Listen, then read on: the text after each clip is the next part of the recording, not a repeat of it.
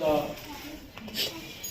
वेद पुराण शास्त्र साधु संत ये सब सक्रिय रहते हैं प्रकृति के संतुलन बनाने के लिए। अगर प्रकृति का संतुलन बिगड़ेगा तो ब्रह्मांड में उथल पुथल हो जाएगी, उलट पलट हो जाएगा, सुनामी आ जाएगी, तूफान आएगा, त्राहि त्राहि हो जाएगा। इसीलिए ये जो हमारे शास्त्र है वो बार बार सिखाते हैं कि ये करो, ये मत करो, वेद पुराण सिखाते हैं धर्म के आचरण में लगाने को सब कहते हैं। साधु संत घूम रहे हैं, कथा वार्ता करते हैं, समझाते हैं। तो सब कुछ ये हो रहा है किस लिए हो रहा है? मनुष्य के लिए और इस जड़ प्रकृति के। मनुष्य में किसके लिए? खाली शरीर के लिए, जीव के लिए कुछ नहीं कर रहे। जीव के लिए साधन मात्र परमात्मा से मिलन, परमात्मा की साधना, परमात्मा की जो शरीर में रहते हुए। लेकिन ये शरीर जो बना है पंच तत्व का, ये पृथ्वी, जल, अग्नि, वायु,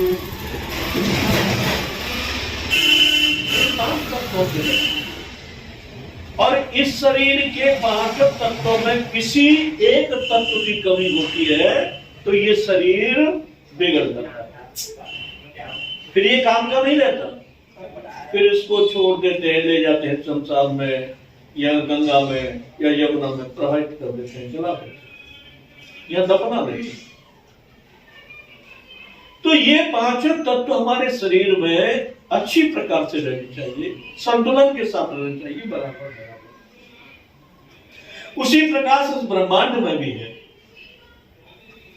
इस ब्रह्मांड का भी संतुलन ये 5 तत्वों के द्वारा बना करके रखना होता है देवताओं। क्यों? देवता अगर इस 5 तत्वों के समन्वय को लागू नहीं करते हैं, इनको सब मिलाकर नहीं रखते हैं, तो भी त्राहि त्राहि हो जाएगी। और जब ये संतुलन बिगड़ता है ब्रह्मांड का तो क्या होता है? सृष्टि पलट जाती है। मेरे कहने का तात्पर्य कि सब लोग प्रकृति के संतुलन को बनाने के लिए अपना प्रयास करते हैं, तो हम सबको भी प्रयास करना चाहिए। उदाहरण के तौर पे आगे भविष्य में दिखाई देता है कि अगर इस पर विचार नहीं किया और इसको नहीं संभाला तो आगे जाके ऐसी स्थिति प्रकट होगी कि लोग भूखों मर जाएंगे, अन्न जल नहीं मिलेगा। कैसे?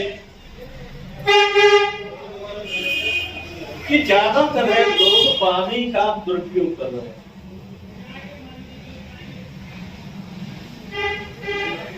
जितना पानी का दुरुपयोग होगा उतना ही जमीन से पानी कम होता चला जाएगा। हमें नहाना है तो 1 बाल्टी आधी बाल्टी से जितना कम से कम जरूरत हो उतने से नहाना चाहिए। जितना हमको वस्त्र धोने साफ हो जाए उतने से चला लेना चाहिए। वैसे ही पानी का दुरुपयोग होना। अगर हम करते हैं तो हमारे जैसे करोड़ों अरबों खरबों 8 अरब या 10 अरब की पूरी इस संसार में गिनती बताई गई है, ये सब ऐसा करेंगे तो कितनी जल्दी पानी का समाप्ति की ओर चला जाएगा। अब इसका प्रभाव हम लोग को तो अभी पता नहीं है क्योंकि हमें भरपूर मात्रा में मिल रहा है, लेकिन वहां जाकर के राजस्थान में देखो या पाकिस्तान का बॉर्डर है, बाहर है, वहां पानी का इतना संकट है कि पानी पीने के लिए नहीं, इतना पानी लगाने के लिए नहीं, बाहर से पानी कई कई दिन तक प्यासे रहते, बारिश का पानी इकट्ठा करते उसको पीते। अगर यही स्थिति रही तो यहां भी वही हाल होगा। हमें को ध्यान है,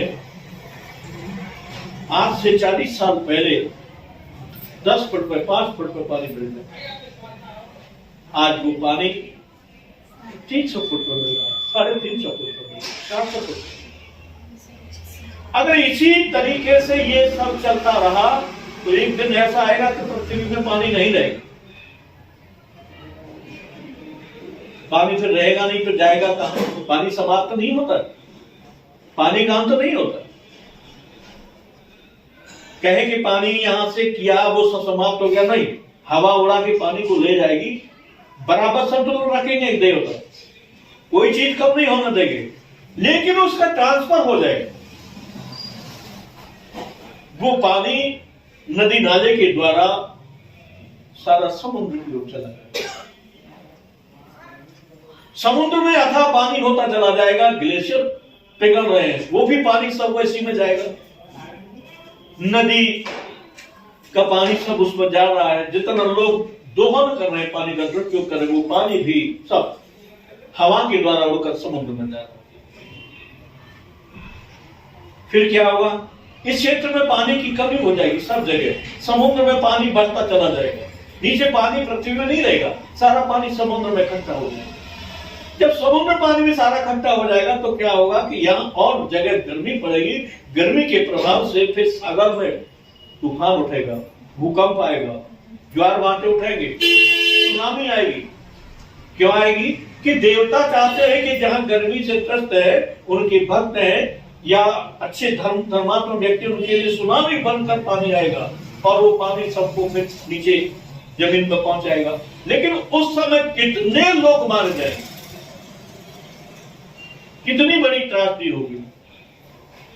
इसलिए मेरा सबसे विनम्र निवेदन है कि पानी का सदुपयोग करें, जितना जरूरत हो उतना ही उससे खर्च करो।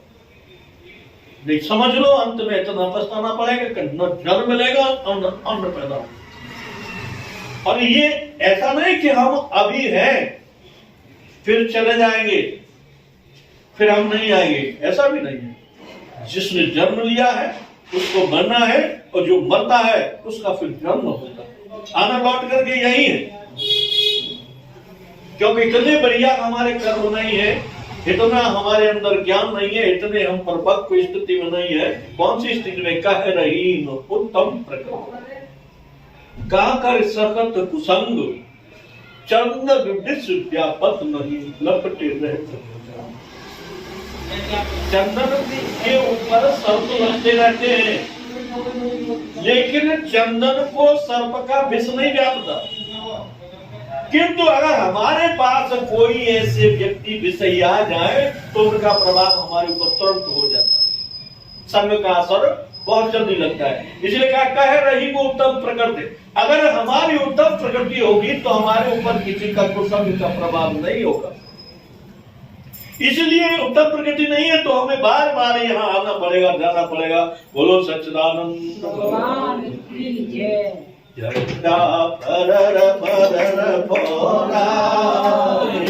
हनुमान